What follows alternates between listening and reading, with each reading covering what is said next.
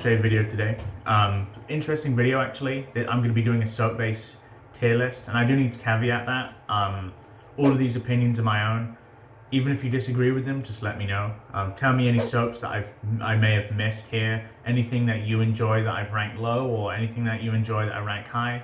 Even if the things that I enjoy you don't like, also let me know too. It's good fun. Yeah, I guess let's transition into the soap base tier list here. Credit goes to Latherhog. See you in a bit. Hey guys, yeah, just transitioning from the video here. As you can see, this is my soap base tier list maker. This video was pretty much completely ripped off by Latherhog. If you don't know Latherhog, really active member of our community, makes really high quality professional videos, excellent sound quality when he does voiceovers, so I suggest you go check him out. He also did his own tier list, which was the inspiration of this video, so I'll also link that in the description too. As you can see, this is my soap base tier list. Now, I do need to caveat that these are all my opinions. These are soaps that I have a relatively good amount of experience with, and I'm putting it here for that very reason.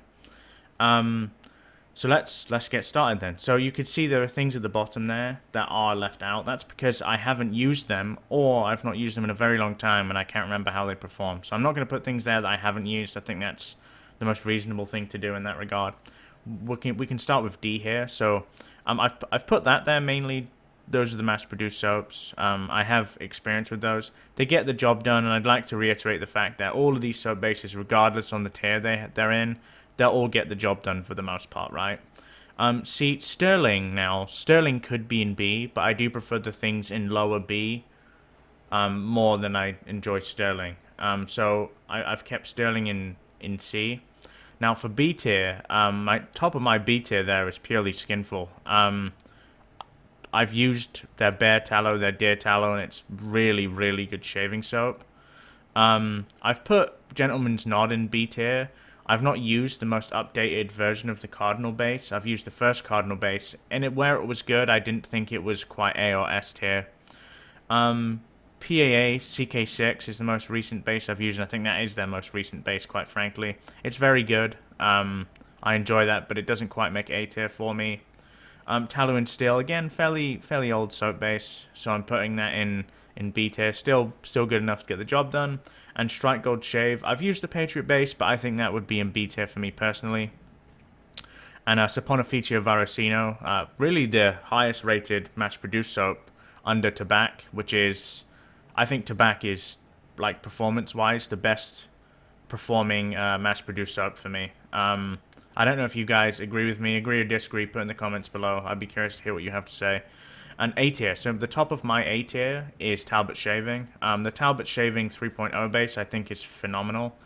That is actually followed by the Declaration Grooming Milksteak base, which I think is fantastic. And the grooming department base there is actually Kairos. I really like the newer version of Kairos, which was used for Mumtaz, which is a great soap base. The First Line Shave soap base there is 3.0, which I think is excellent. Highland Springs, their tallow formula, which I think is fantastic. I'm ranking the Sago formula. I've not used the vegan formula enough, although I think it might actually be better than the tallow formula. If I was to rank the Sago formula, to be quite honest, it would probably be S tier. The vegan formula, sorry, would be S tier. It's phenomenal.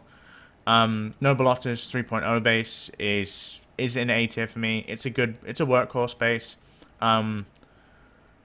I wouldn't quite put it in S though, which is why it's in A, and I do prefer those other A soap bases. Kodiak is there too, by Murphy McNeil. Really enjoy that one, but again, doesn't quite make S for me. Hub City Soap Company, I've not used their base in a while. I don't know if the Raider base has been updated or not. Raider base is fantastic. It actually reminds me of the original Ariana and Evans soap base, which is still very good, by the way.